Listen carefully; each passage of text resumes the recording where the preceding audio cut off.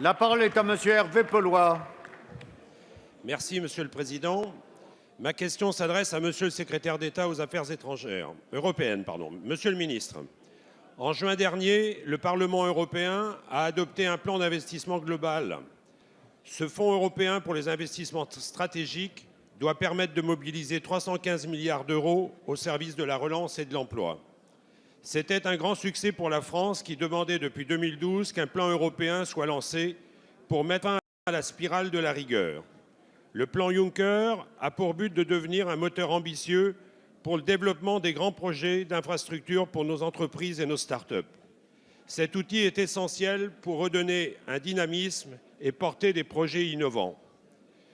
Voilà 9 mois que le plan a été adopté et nous en voyons les premiers résultats.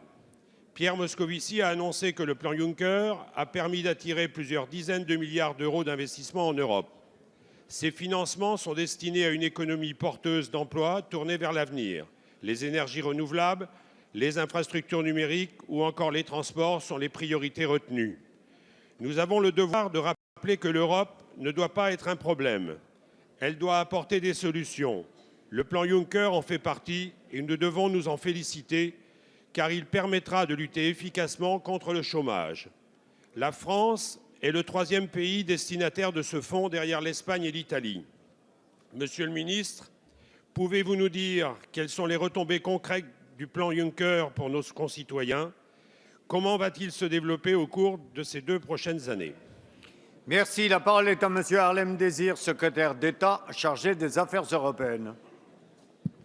Merci Monsieur le Président, Mesdames et Messieurs les députés. Monsieur le député Hervé Peullois, vous l'avez dit, le plan Juncker vise à permettre de nouveaux investissements de façon tout à fait massive en Europe. Et l'objectif, c'est que 315 milliards d'investissements nouveaux soient permis au cours des 3 prochaines années. Vous m'interrogez sur l'état d'avancement de ce plan. À ce jour, ce sont 76 milliards d'euros de projets d'investissement qui ont été rendus possibles grâce au Fonds européen d'investissement stratégique, qui est le dispositif financier qui permet, grâce au plan Juncker, de contribuer à financer des projets. Sur ces 76 milliards d'euros d'investissement en Europe, 9 milliards d'euros concernent des projets en France. Ce sont des projets dans des domaines très divers. Dans la transition énergétique, par exemple le financement d'équipements dans les énergies renouvelables, énergie solaire, énergie éolienne, l'isolation thermique de bâtiments ou de logements. Ce sont aussi des projets qui concernent le numérique, des projets qui concernent l'innovation dans des petites et moyennes entreprises. Cela peut en effet concerner de grandes infrastructures, vous l'avez dit, mais aussi le financement de petites et moyennes entreprises qui vont pouvoir s'équiper, acheter des machines, investir dans leur développement.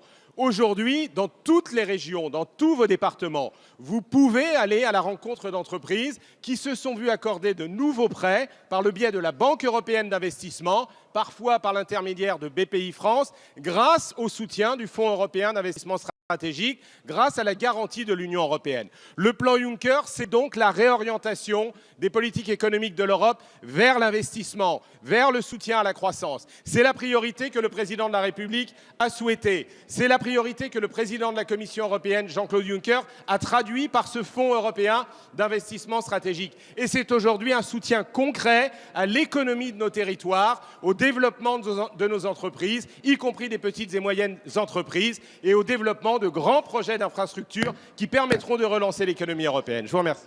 Merci. La séance des questions au gouvernement sur des sujets européens est terminée.